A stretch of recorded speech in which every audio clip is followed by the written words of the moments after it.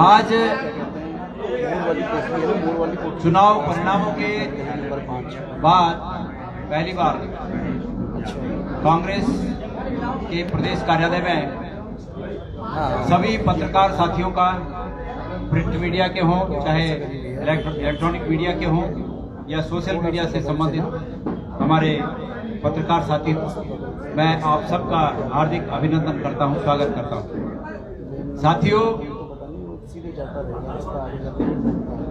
Congress party ने इस लोकतंत्र के रण में, इस प्रदेश के जनता के हित में पिछले 5 साल से हमेशा बुलंद आवाज के साथ जनता की बात उठाई और चुनाव के परिणाम हमारे पक्ष में नहीं रहे। मुझे इस बात का दुख है। मुझे ये उम्मीद थी कि निश्चित रूप में हम जनता को हकीकत समझाने में सफल होंगे, लेकिन अफसोस है कि हम हकीकत समझाने में असफल रहे। क्योंकि मैं प्रदेश कांग्रेस कमेटी का अध्यक्ष हूं, चुनाव के दौरान भी अध्यक्ष था और उससे पहले 6-7 महीने पहले मैं अध्यक्ष बना, तो निश्चित रूप में ये मेरी जवाबदेही बनती थी कि मैं प्रदेश में कांग्रेस को जिताऊं। मैं इसमें असफल रहा। मुझे इस बात का खेद है, दुख है और इस हेतु इस पूरी असफलता की जवाबदेही हमारे शीर्ष नेता जैसे कि आदरणीय रावत जी ने भी अपने ऊपर लिया। मैं अपने स्वयं को उनके साथ संबद्ध करते हुए मैं इस जवाबदेही को स्वीकार करता हूं कि ये मेरी भी नाकामी है। साथियों, मैं मानता हूं कि प्रदेश की जनता के सामने एक बहुत ही बेहतर विकल्प था, एक सुनहरा मौका था, जो मौका हाथ से गया। हम मन, कर्म और वचन से बहुत ही ईमानदारी से, जो ये पोस्टर आज भी हमारे कांग्रेस के कार्यालय में लगे हैं, जो हमारे संकल्प थे, हम बहुत ही मजबूत इरादों से और ईमानदारी से इन संकल्पों को पूरा करने का ठान कर आगे की लड़ाई में लड़ने के लिए तैयार हुए। हमने ये सपना देखा था कि हम उत्तराखंड के 4 लाख युवाओं को रोजगार देकर उनके आने वाली दिवाली को रोशन करेंगे। हमने ये सपना देखा था कि हम उन गरीब परिवारों को, जो कि 200 रुपए किलो का तेल, खाद्य तेल नहीं खरीद पाते हैं, उनकी रसोई को रोशन करने के लिए हम 40,000 रुपए प्रति वर्ष उन गरीब परिवारों को आर्थिक रूप में मदद करेंगे। हमने सपना देखा था कि हम गैस के सिलेंडर को 500 रुपए से आगे नहीं बढ़ने देंगे। और खास करके मैंने तो ये सपना देखा था कि मुझे एक मात्र, जो अर्जुन के लक्ष्य की भांति मछली की आंख पर मेरा निशाना था, कि मुझे बेरोजगारी को समाप्त करना है। मैंने ये सपना देखा था, लेकिन अफसोस है कि ये मौका अगले 5 साल के लिए, हमारा जो माइलस्टोन है वो अगले 5 साल आगे बढ़ गया। ऐसे मौके पर, जबकि भारतीय जनता पार्टी हमारी विपक्षी पार्टी है, उनको बड़ी अच्छी सफलता मिली है।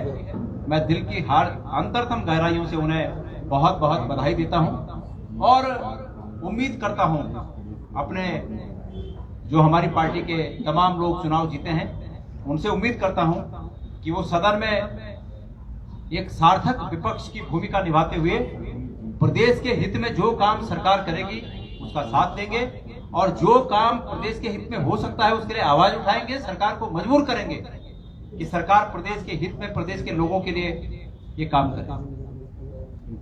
और जो हमने पिछली बार तमाम समय समय पर जो गलत बातें थी उनको उठाया, भ्रष्टाचार के मामले उठाए, उनको भी अगर उनकी पुनरावृत्ति होती है तो हम ऐसे बातों पर सरकार को कदापि माफ नहीं करेंगे। हम एक जागरूक विपक्ष की भूमिका में अपने को पाते हैं और उसकी सार्थकता को सिद्ध करना हमारा पहला कर्तव्य होगा।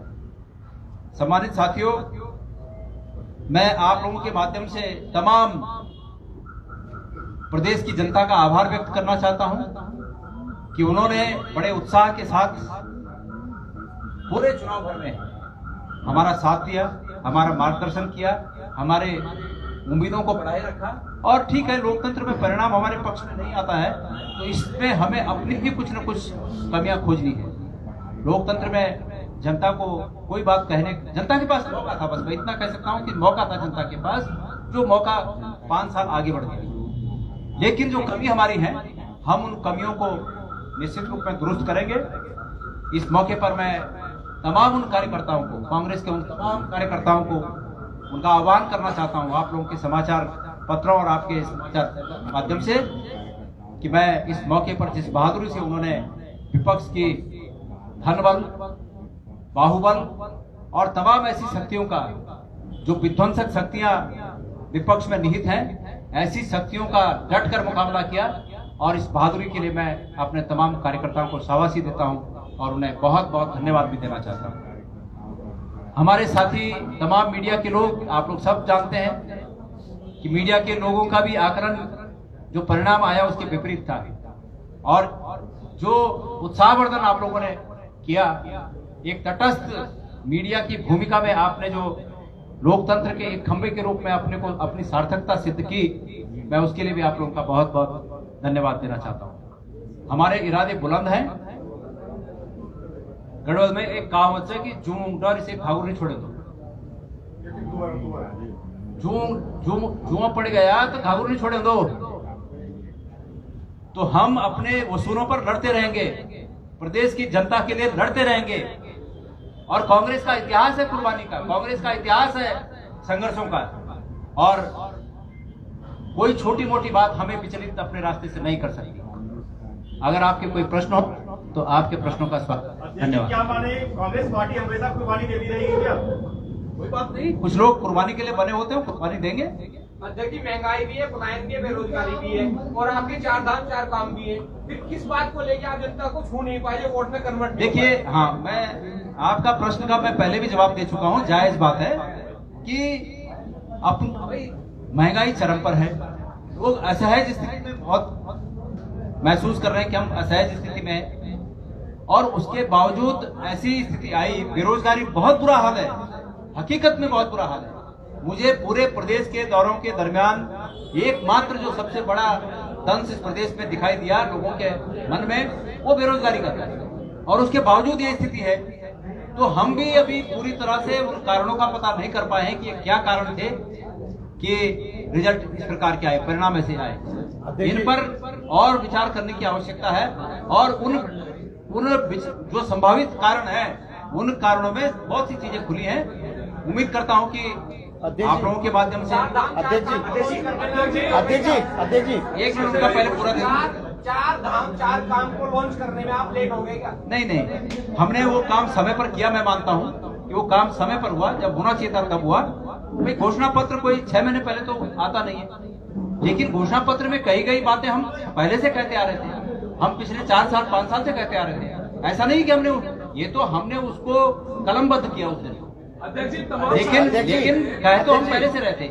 हम, ये सच है कि हम इन बातों को मतदाता के मन में नहीं बिठा पाए कि जो हम कह रहे हैं उसमें कितना लोग उस पर हम लोगों को नहीं ला पाए कि ये असली मुद्दे हैं। अध्यक्ष जी, आप लोग पहाड़ों को लेकर कॉन्फिडेंट थे, मैदानों में सीट बढ़ाने की कोशिश कर रहे थे। मैदान में उधमसिंह नगर और हरिद्वार में आपको बहुत अच्छी सीटें आई, लेकिन पहाड़, गढ़वाल और कुमाऊं में आपको बहुत नुकसान हो गया। इसका कारण आपको सिर्फ ये लगता है कि जो पीएम की वेव थी, या पहाड़ों में संगठन की कमी भी नजर आई? नहीं, मुझे नहीं लगता है। मैं पहाड़ों में जहां भी गया, मुझे कांग्रेस के कार्यकर्ता बहुत तत्पर और बहुत ही निष्ठा पूर्वक कार्य करते हुए दिखे। मुझे ठीक है, संगठन में बेहतरी की गुंजाइश हमेशा बनी होती है, लेकिन ऐसा नहीं कह सकता मैं कि संगठन की कमी के कारण ऐसा हुआ। बस कुल मिला के जो कारण हैं, उन कारणों को हम और गहराई से पड़ताल करेंगे, और उन कारणों पर जितना हद तक हम उसको ठीक कर सकते हैं। बहुत से कारण ऐसे होते हैं कि आप ठीक नहीं कर सकते। अगर हम विचारधारा में वसुधैव कुटुंबकम की बात करते हैं, और कोई अगर इस पर चुनाव जीत जाए कि हम तो सिर्फ इस पक्ष के लोग हैं, तो हम ऐसा नहीं कर सकते। हम तो वास्तविक में वसुधैव कुटुंबकम की बात करते हैं। अब कोई कहे कि हम उस बात को कहना छोड़ दें चुनाव जीतने के लिए, हम नहीं कर सकते ऐसा, क्योंकि चुनाव जीतना ही एकमात्र लक्ष्य नहीं है।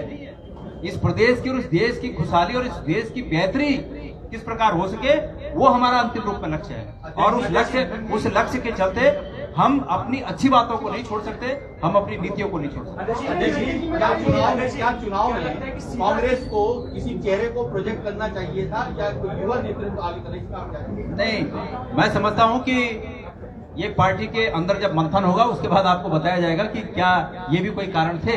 अभी हम सरासरी तौर पर आज पहली हमारी ये प्रेस कॉन्फ्रेंस है, और इस प्रेस कॉन्फ्रेंस में जितना मैं समझ पाया हूं उतने तक ही मैं अपनी बात कहूंगा। इस पर आगे अगर हमारी बैठकों में कई मंथन होकर कुछ बात निकलेगी तो आप तक जरूर आऊंगा।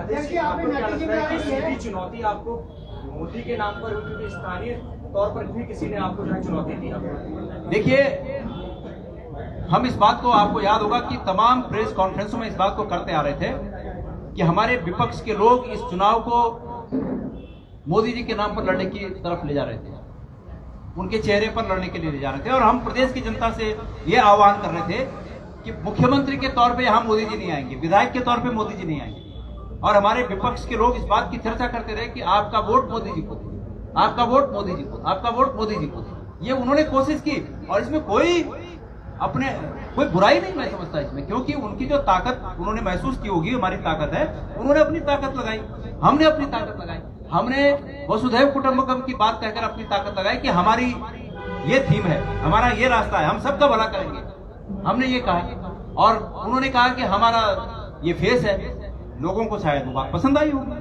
तो ये तो तेरा तुझको अर्पण क्या लागी, मेरा जनता का वोट है, जनता ने अपने वोट का उपयोग किया, कोई बात नहीं, हमारे पक्ष में परिणाम नहीं आया, लेकिन हमको इसको खुशी से स्वीकार करना है। विपक्ष को जीत पर बधाई देता हूं, सरकार बनाने की बधाई देता हूं, अच्छी सरकार बनाए, खनन से ध्यान को हटाकर इस प्रदेश के बेरोजगारी के हित पर ध्यान दें और इस प्रदेश को बेहतरी की ओर ले जाएं, ऐसी उम्मीद करता हूं।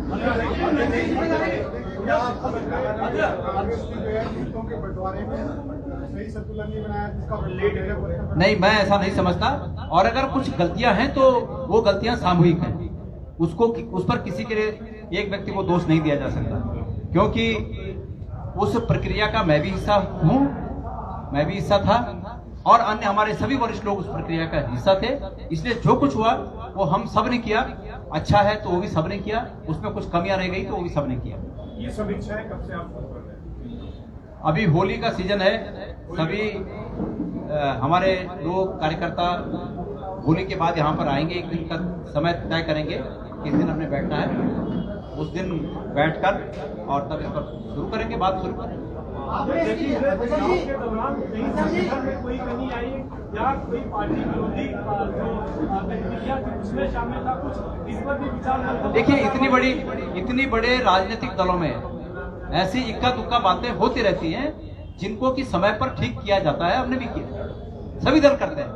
ऐसी कोई, अब अगर विद्रोह की बात है तो हमसे ज्यादा विद्रोह तो हमारे विपक्ष के लोगों में पार्टी में था, लेकिन ये सभी राजनीतिक दल, जो इतने बड़े राजनीतिक दल हैं, उनमें ऐसी बातें अगर होती हैं तो उसको ठीक किया जाता है, उसकी कोशिश की जाती है ठीक करने की, हमने भी की। जो हो पाया वो हुआ, जो नहीं हो पाया वो आपके सामने। अध्यक्ष जी हमसे ज्यादा मतलब विद्रोह था जी, हमसे ज्यादा कहा आपने, मतलब विद्रोह था पार्टी में? देखिए, मैंने कहा ना कि इतनी बड़ी पार्टियों में ये चीजें होती हैं। हमारे यहाँ भी कुछ लोग उठे, खड़े उठे, नहीं माने।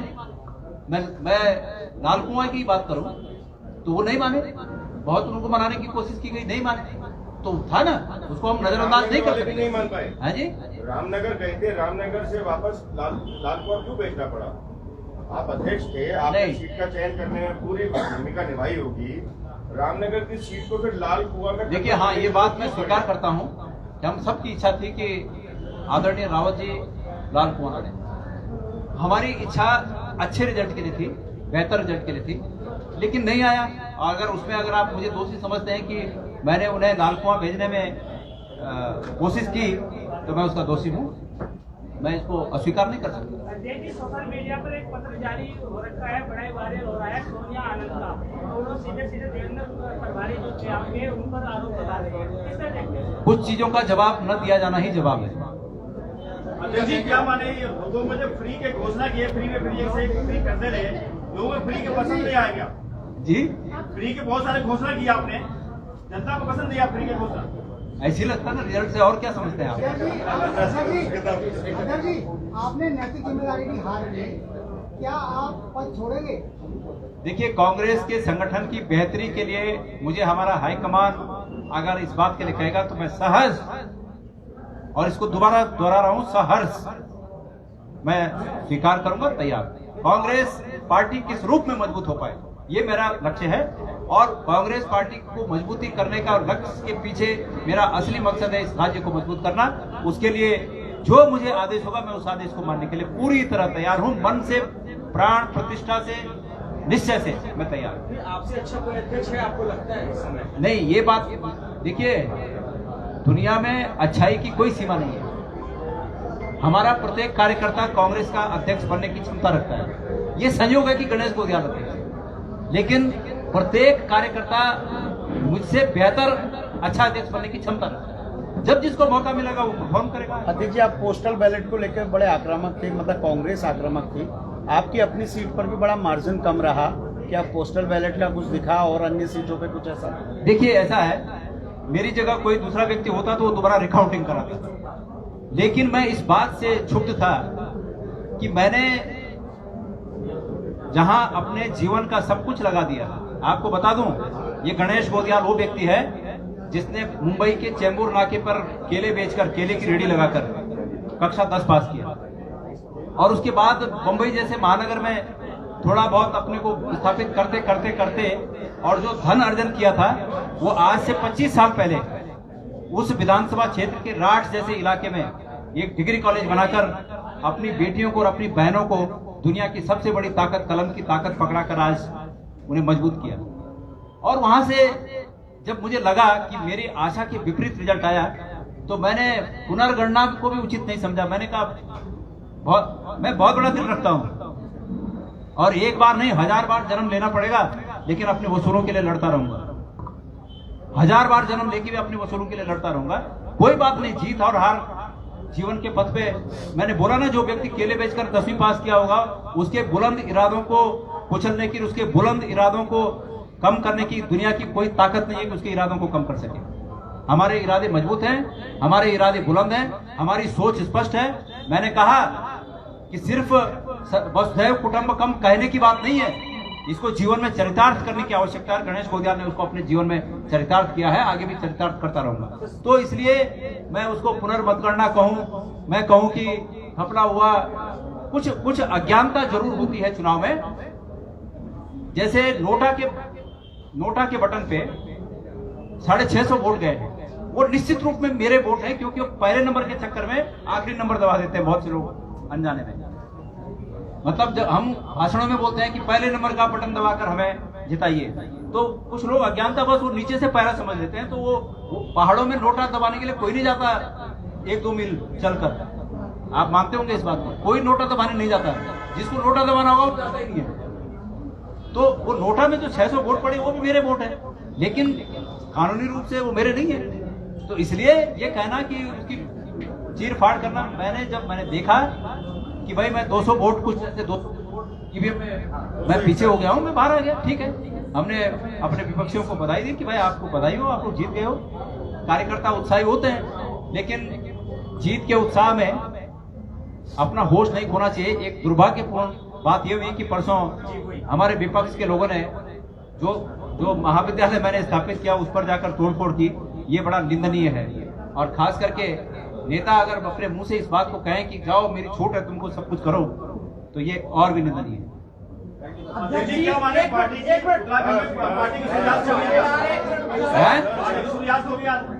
सूर्यास्त के बाद सूर्योदय होता है, इस चीज को ध्यान रखिएगा। आप ही की भाषा में और आप ही की भाषा में आपको जवाब दे रहा हूं कि सूर्यास्त के बाद निश्चित सूर्योदय होता है कि नहीं होता है?